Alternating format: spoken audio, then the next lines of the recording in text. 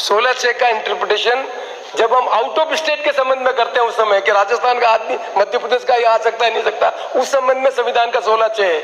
With in the state आज भी police की भर्ती डिस्ट्रिक्ट लेवल पे हो रही है, तो ये जजमेंट होता तो डिस्ट्रिक्ट लेवल भर्ती वहां पर रुकनी चाहिए।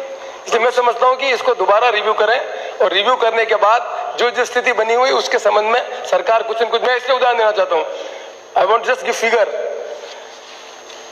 नॉन ट्राइबल इलाके में, नॉन टीएसपी इलाके में 1 करोड़ आदिवासी हैं भील, 1 करोड़, जो नाथद्वारा, कुंभलगढ़, मावली, सिरोही, बाड़मेर में जो है वो बच्चे जो पढ़ के आ रहे हैं उनका फिगर दे रहा हूं मैं, 77,000 की भर्ती हुई है। उनमें भील जो है, जो नॉन टीएसपी के भील हैं, उनकी संख्या 200 भी नहीं है।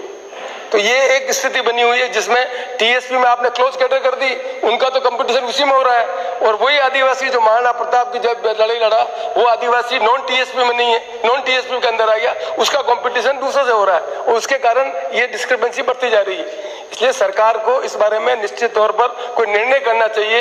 एक तरफ पोस्टें खाली है, दूसरी तरफ हम स्टेट के रिक्रूटमेंट के कारण उन लोगों को एडवांटेज नहीं दे रहे। मैं समझता हूं कि सरकार को इस संबंध में निश्चित तौर पर निर्णय करना चाहिए। ये जजमेंट और डिस्ट्रिक्ट पुलिस का रिक्रूटमेंट दोनों कॉन्ट्राडिक्शन है। इसलिए यदि पुलिस का रिक्रूटमेंट डिस्ट्रिक्ट लेवल पे है तो बाकी सर्विसेज के संबंध में निर्णय किया जाना चाहिए।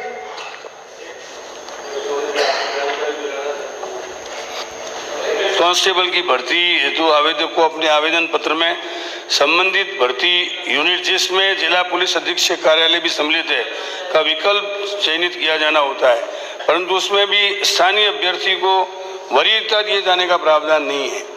संबंधित भर्ती यूनिट का विकल्प लेकर उस भर्ती में किसी भी जिले का अभ्यर्थी आवेदन कर सकता है एवं वरीयता में आने पर उसका भी चयन उस यूनिट में हो सकता है। मंत्री जी, आपने जो सुझाव दिए मैं इसको रिव्यू करवाऊंगा। कानून कौन बनाता है? ये विधानसभा कानून बनाने के लिए, कानून बनाने के संबंध में यदि हम चर्चा नहीं करेंगे तो ये जो डिस्क्रिपेंसी है उसका न्याय नहीं होगा।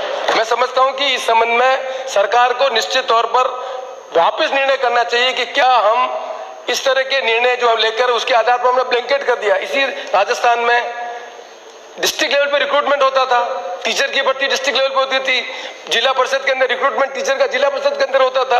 केवल एक उदाहरण के कारण हमने उसको पूरी के पूरी सिस्टम को ठीक कर दिया। मैं समझता हूं कि इसमें दोबारा दूसरी स्टेट्स के भी पता लगा लें आप।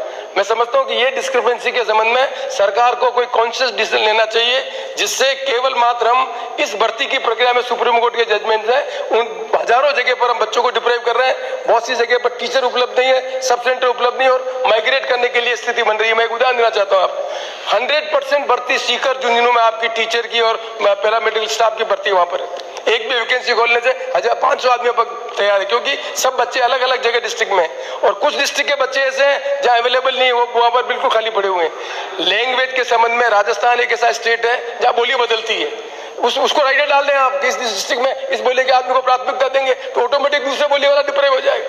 कुछ न कुछ सरकार को इस संबंध में निर्णय करना चाहिए, जिससे यहाँ के बच्चों के अंदर जो डिस्क्रिपेंसी है